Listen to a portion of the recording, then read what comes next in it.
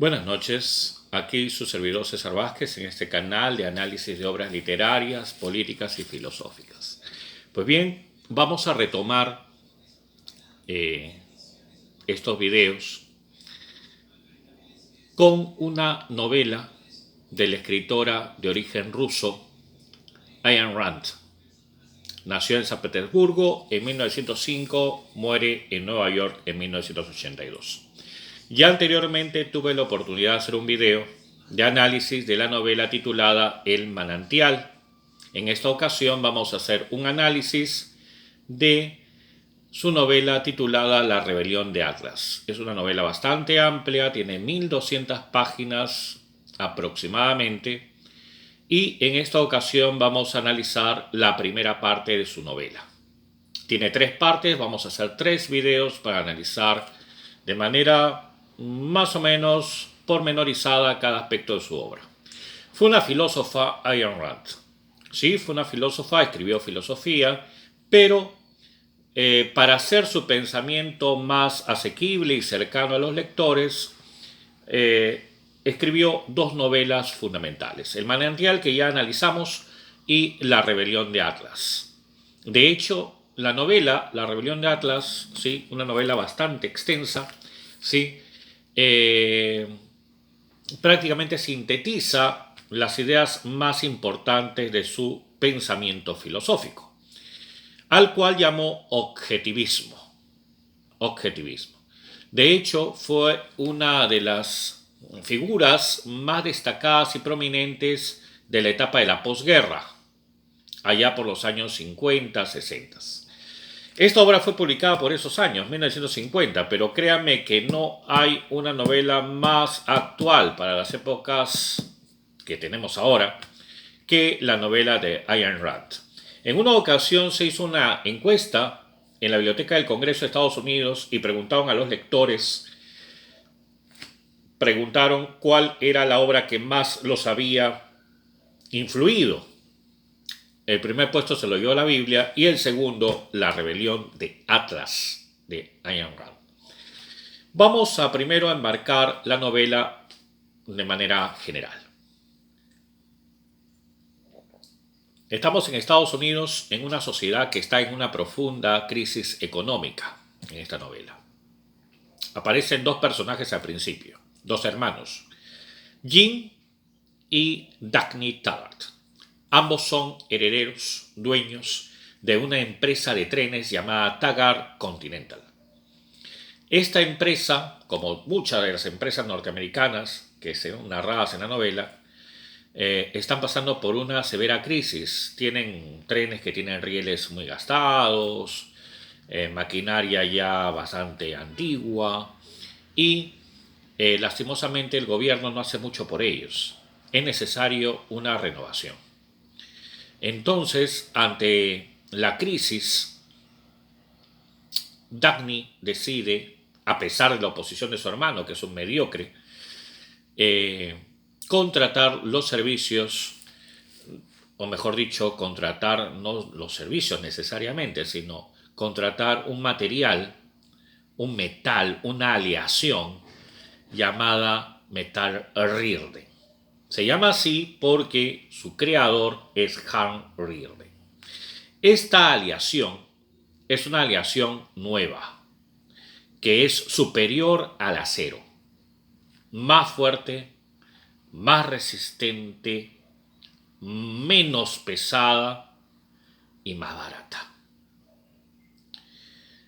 Es superior al acero. Es un invento novedoso. Es un invento que prácticamente llevaría a la humanidad a una nueva era.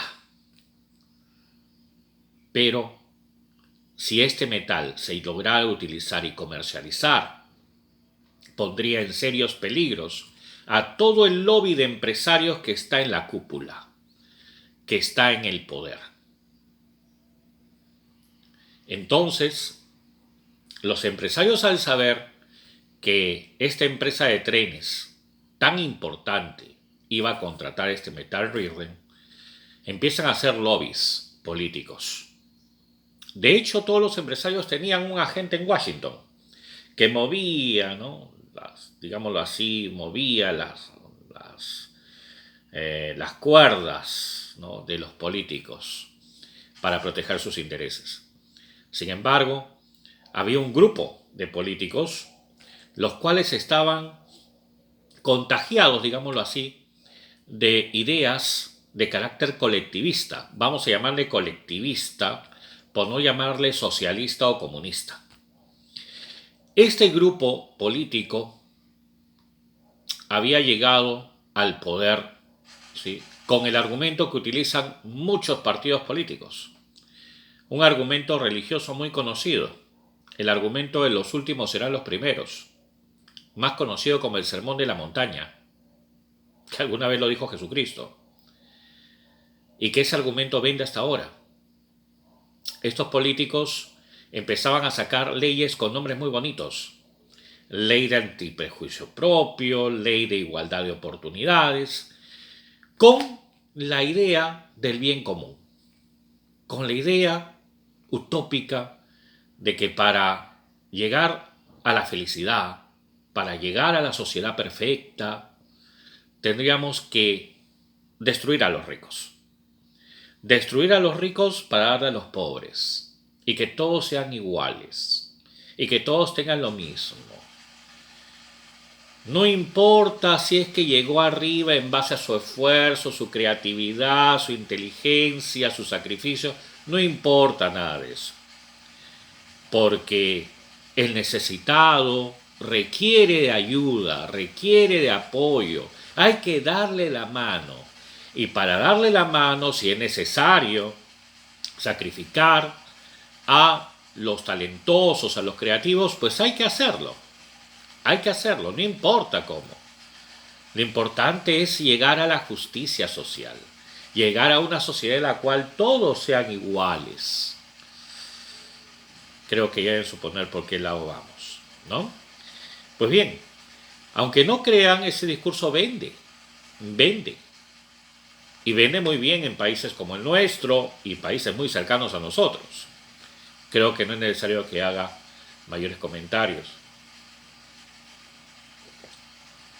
¿Por qué les decía en la primera parte de que esta es una de las novelas más actuales, a pesar de que se escribió en 1950?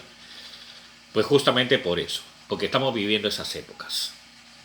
Entonces, había que sacrificar a los talentosos. Pero en realidad no querían sacrificar a los talentosos, ni querían igualar las oportunidades de todos, sino bajo ese argumento de la igualdad de oportunidades, ¿sí?, bajo ese argumento del antiperjuicio propio, para el argumento del bien común, para el argumento de los últimos serán los primeros, bajo ese argumento querían evitar que ese metal, Rirden, pusiera en peligro sus empresas, sus aliados, su poder. Sabía muy bien que si ese metal tenía éxito, sabía muy bien que si ese invento lograba comercializarse en toda la sociedad, su poder iba a terminar. Entonces, por eso empiezan a hacer, como dije, esta serie de leyes, ¿no? Cualquier parecido con los gobiernos socialistas y comunistas que han existido es pura coincidencia, ¿no? Pues bien, entonces la gran pregunta es, ¿vale la pena el sacrificio? Porque definitivamente eso es lo que se exige, ¿no? Sacrificar el bien particular, ¿por qué? Por el bien común, ¿cierto? Pues bien, en una de las páginas de esa novela, ¿sí?, un personaje llamado Conway, Dan Conway, tiene un diálogo con Dagny Taggart, ¿no? Y les dice, dialogan, ¿no? Y más o menos este es el diálogo. Le dice, les prometió aceptar su propia destrucción. No parece haber alternativa, le dice Dagny Conway. ¿Cómo es eso? Dagny, le dice Dan Conway. El mundo está desquiciado. No sé qué ocurre, pero algo está muy mal. Las personas deben reunirse y discernir cómo encontrar un camino. Pero, ¿quién va a decidir qué camino tomar, a menos que sea la mayoría? Supongo que es el único método de decisión, no existe otro. Alguien debe ser sacrificado. Si resulta que la víctima soy yo, no tengo derecho a quejarme. Están en su derecho. Los seres humanos deben estar unidos. Ella hizo un esfuerzo para hablar con calma, pero estaba hirviendo de rabia. Si este es el precio de la unión, maldito si quiero seguir viviendo en el mismo mundo que los demás. Si ellos pueden sobrevivir destruyéndonos, entonces ¿por qué deberíamos desear que sobrevivan? No existe nada que justifique la propia inmolación. Nada les da derecho a convertir a las personas en animales de sacrificio. Nada puede conferirle valor moral a la destrucción de los mejores. No se nos puede castigar por ser buenos, no se nos puede imponer sanciones por nuestra habilidad. Si así ha de ocurrir, sería más útil que empezáramos a matarnos unos a otros, puesto que entonces ya no existiría justicia en el mundo. ¿A raíz de qué se da esto? A raíz de una ley que señalaba que solamente se podía ser dueño de una empresa. No podían tener 2, 3, 4 empresas. No, tenía que ser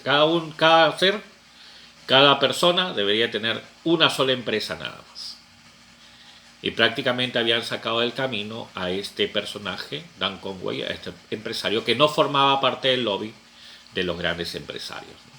Pero aquí hay un argumento muy interesante en la novela. El sacrificio. El sacrificio. El sacrificio es uno de los argumentos que está implícito en las políticas de las propuestas socialistas y comunistas. Hay que sacrificar a los ricos. Hay que sacrificar al que más tiene. Hay que sacrificar al talentoso. Hay que sacrificar a aquel que pueda tener más. ¿Sí?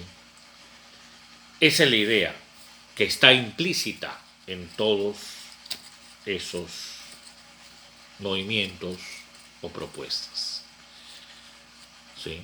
Sacrificar la libertad en pro de la igualdad. ¿No?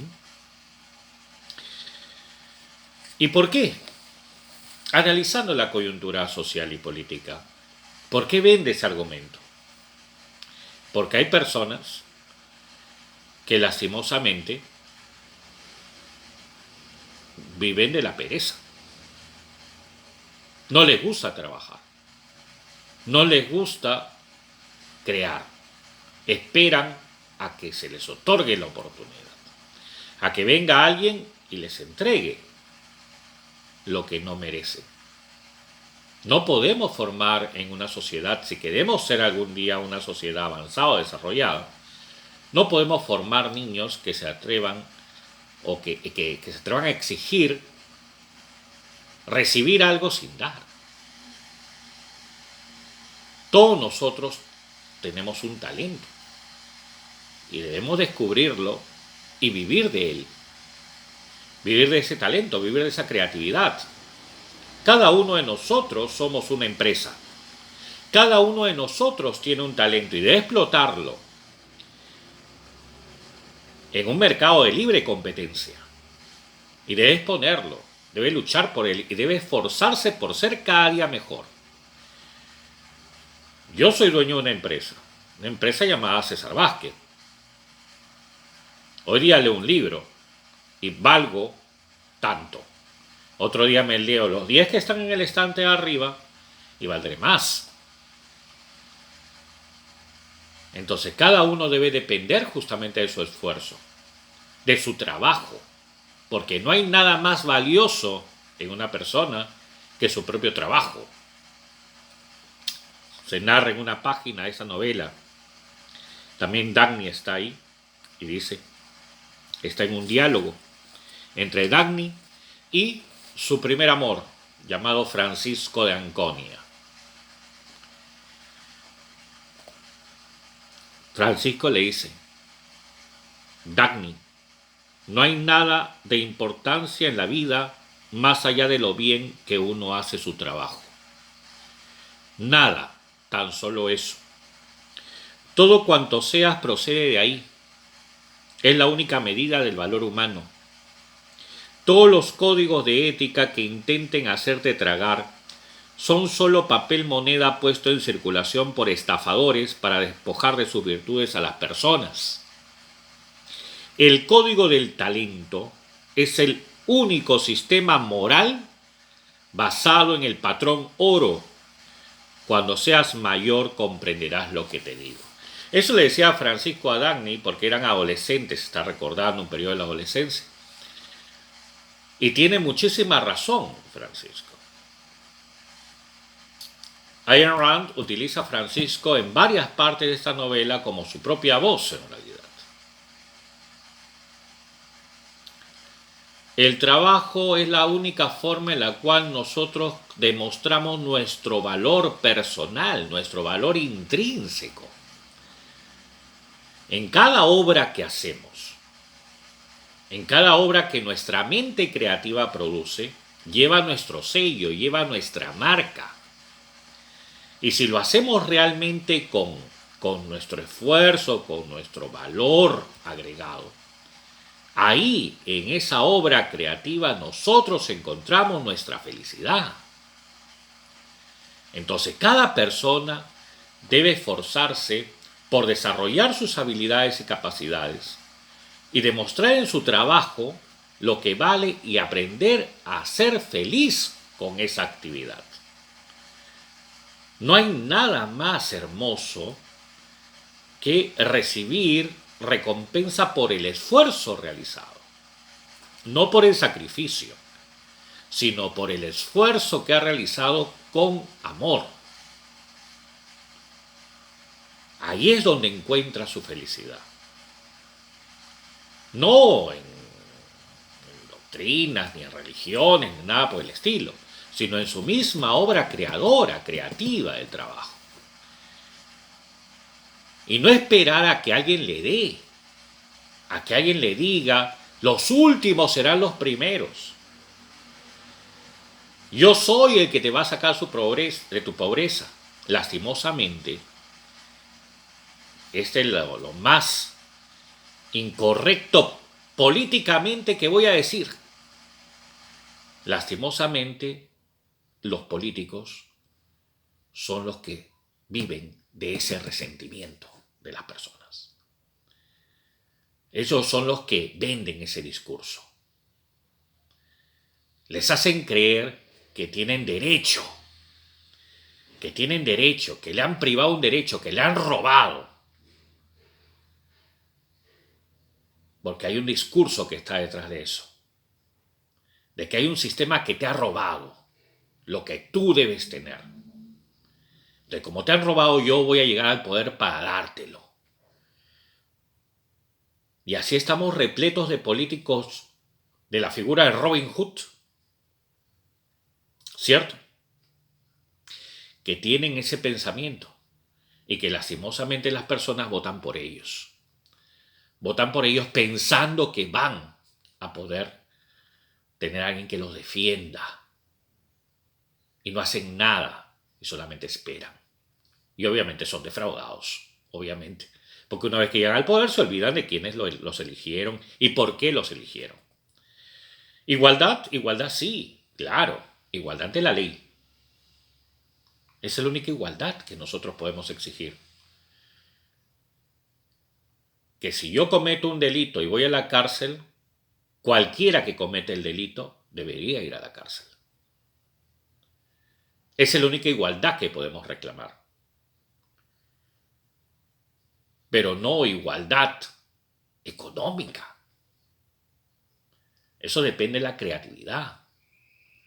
Eso depende del ingenio. Depende del esfuerzo que realices. Nadie nos va a dar nada. Nosotros dependemos de nuestro propio sacrificio. Y esfuerzo, mejor dicho. No sacrificio, sino esfuerzo. De nuestro propio esfuerzo. De nuestra propia creatividad.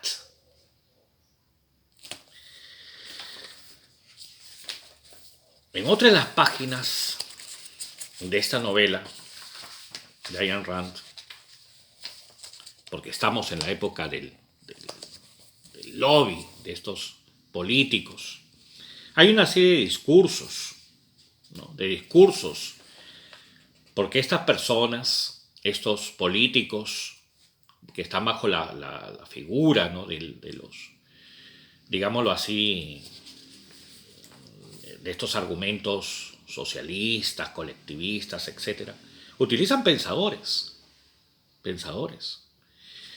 y con ideas muy peligrosas, ¿no?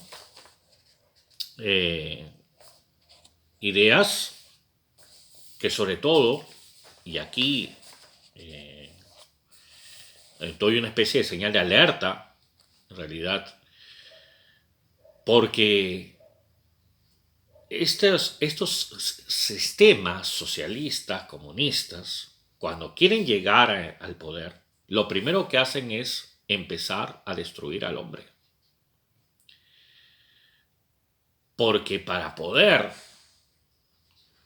disponer de la vida humana, quitarle lo más valioso que tiene una persona, que es su libertad, lo primero que hay que hacer es cosificarlo. Y decirle a ese ser humano, tu creatividad no vale nada. En realidad nada tienes tú de valioso ni de talentoso, ¿no? Todos valen igual. Y no es cierto. No es cierto. Uno vale lo que uno hace. Uno se construye a sí mismo en base a sus acciones. Uno no es necesariamente una cifra, uno más de la estadística, ¿no? Y cuando al ser humano le empiezan a quitar esa libertad de creatividad y de pensamiento, es el preámbulo perfecto para los regímenes socialistas y comunistas. Yo les invito a leer justamente esos discursos, ¿no? Esos discursos comunistas y socialistas que aparecen en esta novela, ¿no? Y que justamente plantean esas ideas. Voy a leer solamente uno de ellos. Hay una escena, allá por la página 120, donde están estos personajes. Hay uno llamado Pritchett, hay uno llamado Bunt, y hay uno llamado Scudder, ¿no? Que habla sobre la ley de igualación de oportunidades, ¿no? Porque siempre hablamos de eso, ¿no? De la igualdad de oportunidades. Y él dice, escuche amigo, le dice, le guste o no, la ley de igualdad de oportunidades representa un gran logro. ¿Qué le hace suponer que no me agrada esa ley, señor Scudder? Causará sensación, ¿no le parece? El largo brazo de la sociedad sacará un poco del lujo que hay por aquí. ¿Por qué piensa que me opongo? ¿Acaso no es así?, le dice. Desde luego que no, le dice. Siempre puse el bienestar público por encima de toda consideración personal. Puse mi tiempo y mi dinero a disposición de los amigos del progreso mundial para su cruzada a favor de la igualdad de oportunidades. Me parece completamente injusto que un hombre disfrute de todas las oportunidades y no deje nada a los otros. Repito esa frase. Dice, me parece completamente injusto que un hombre disfrute de todas las oportunidades y no deje nada a los otros. Mi gran pregunta es la siguiente.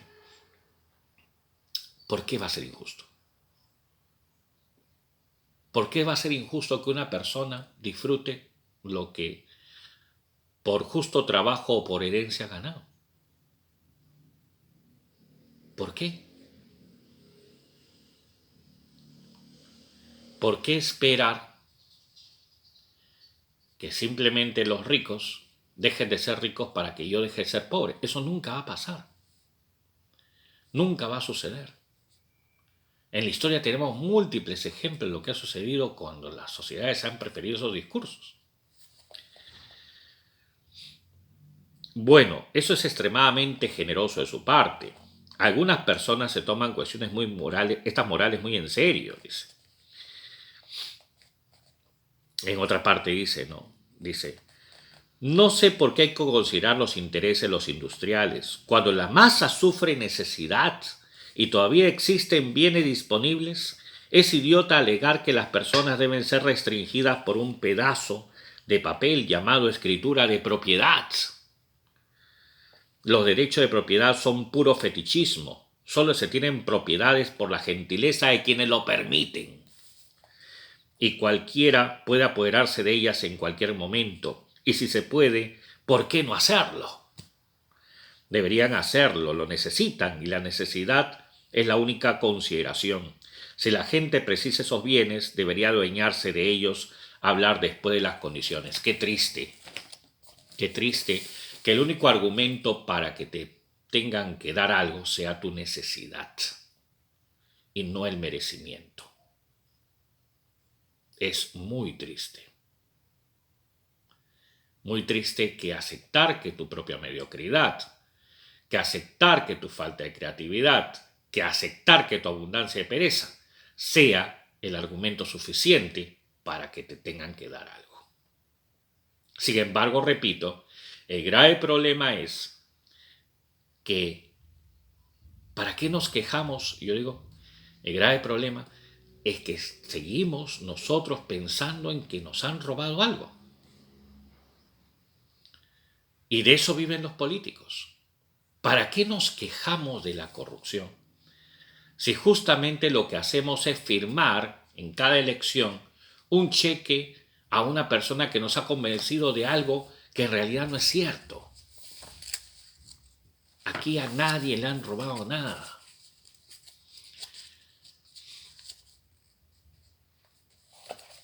Y estamos en una sociedad en la cual lastimosamente el argumento del resentimiento es el primero que triunfa.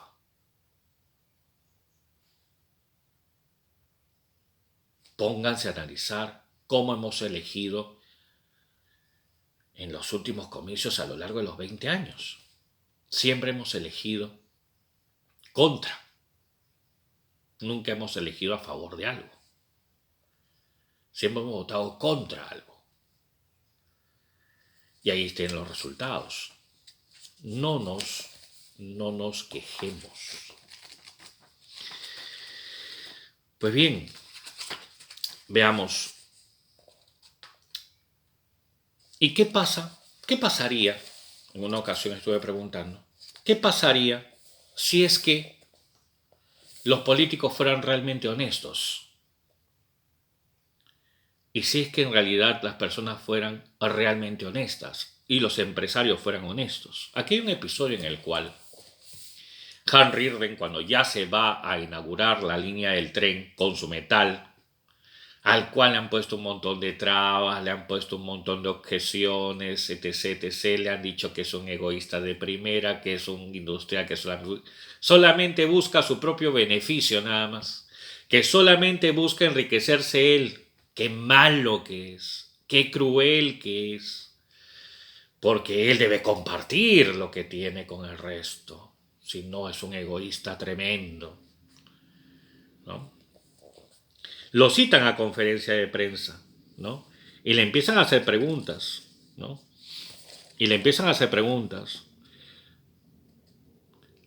a decir, ¿qué es lo que piensa hacer? ¿No? Y le empiezan a preguntar, ¿no? Pero, ¿cuál es su objetivo? ¿No? Empiezan a preguntar, ¿con la línea del tren? Le dice, ¿no va a dirigir un mensaje al público en general? Ese ha sido mi mensaje. Pero diablos, ¿no piensa defenderse de quién? No quiere decir que justifica su línea, lo acabo de hacer. Le dice, ¿no quiere revelarnos los motivos que le han impulsado a construir ese ramal? Ya lo he dicho, los beneficios que pienso obtener, le dice. Los beneficios que pienso obtener. Vamos, señorita Taggart, no hable así, sin duda, ¿sí? Sin duda usted no quiere decir eso, es lo peor que puede decir, es justamente lo que le critican. ¿De veras? Estoy seguro de que no quiso expresarse de ese modo y que nos lo aclarará. Bueno, le voy a aclarar, dice ella. Y lo dice muy suelta de huesos, le dice, en promedio las utilidades de los ferrocarriles han sido de un 2% sobre el capital invertido. Pero a mi juicio, una industria que trabaja tanto y gana tan poco debería considerarse inmoral. El costo de la línea John Galt porque así le llama a su línea, en relación con el tráfico que tendrá, me hace esperar beneficios no inferiores al 15%. Claro que en la actualidad cualquier ganancia de más del 4% es considerada usura, pero yo haré todo lo posible para que la línea John Galt me proporcione un margen de hasta un 20%. Tales han sido los motivos que me impulsaron a construirla. ¿Está lo suficientemente claro ahora? O sea, le está diciendo al periodista, yo hice esta línea de trenes y contraté al señor Reardon. ¿Por qué? Porque me va a traer mucho beneficio. Me va a hacer rica. Y el periodista la mira estupefacto, como diciendo, ¿y no piensa la gente, la colectividad? ¿Por qué? ¿Por qué? Es mi esfuerzo, es mi trabajo, es mi talento, es mi inteligencia.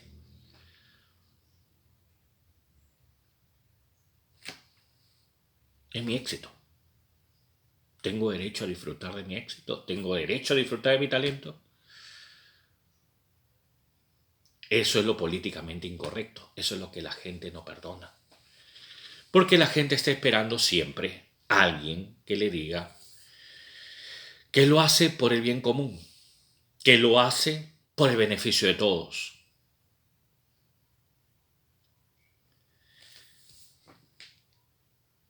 Suficiente por hoy. Esta es la primera parte de lo que le he comentado de esta obra titulada La rebelión de Atlas. ¿Sí? Es un libro interesantísimo, es un libro muy, muy, muy bueno, ¿sí?